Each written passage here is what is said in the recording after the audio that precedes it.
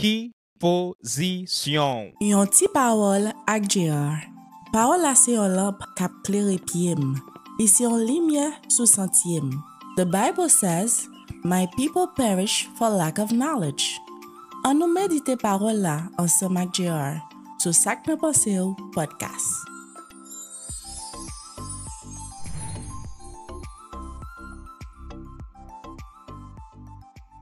Nan 2025 sa, esko konen ki koto posisyone ou? Welcome to the first yon ti parole avec JR nan Sak Nan Pense Ou podcast. Jodi a mwen ta reme partager ansam avek ou yon ti sekre de posisyon. Posisyon important paske li dikte rôle ou, responsabilité ou, autorité ou, influence, impact ou, ak quantité l'argent que ou genyen. C'est pour ça wap nan travail, tout le monde a cherché yon position qui pi ou. Y a cherché yon promotion pour plus influence, pour plus autorité, pour plus pouvoir, ou soit plus l'argent. Quel que soit ça wap fait dans la vie, ou soit qui koto ta vle rive, position important. Côté ou positionner tête ou, c'est essentiel. Parce que côté ou positionner, déterminer avantage ou, accès ou, ak autorité ou. Mais malheureusement, en pile moun, soit yo pas konnen ki kote yo positionné, ou soit yo soti tombe dans position yo, et gen kek moun tou ke yo kwe kote yo ya, yo bien positionné. Gen moun ki pense tou que c'est statut yo, ou soit quantité de bien yo gen qui dicte si yo nan bon position ou pas. Ça yo pas vin reconnaître c'est que yon moun kap dormi en bas yon pont, ka pi bien positionné parce yon millionnaire. Parce que ou ka bien positionné matériellement, mais ou mal positionné spirituellement.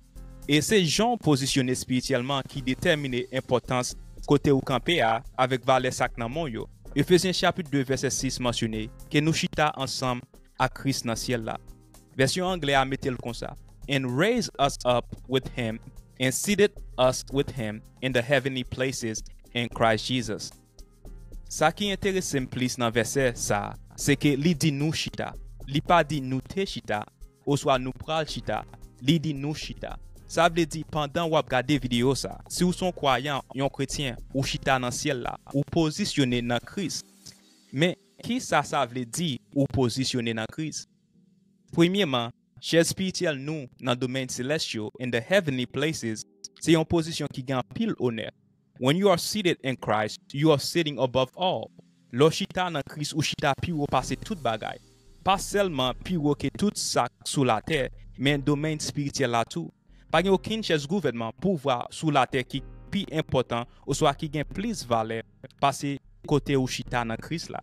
C'est pour ça la Bible a dit dans Colossiens chapitre 3 verset 2, mettez dans pensée nous bagay qui sorti en haut seulement, pas mettez bagay qui sous la terre dans l'esprit nous.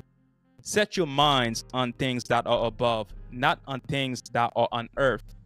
Ou abjwen tout dans Bible là que la terre c'est ban pour pied bon Dieu. Ça veut dire sous chita dans crise, tout bagay sous terre ça, yo en bas pied tout.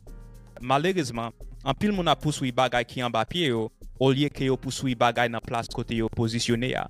Deuxième bagay que parce que chita dans crise, pas gen rien sous terre ça qui ka comparer ak ça ou gen tan héritier déjà.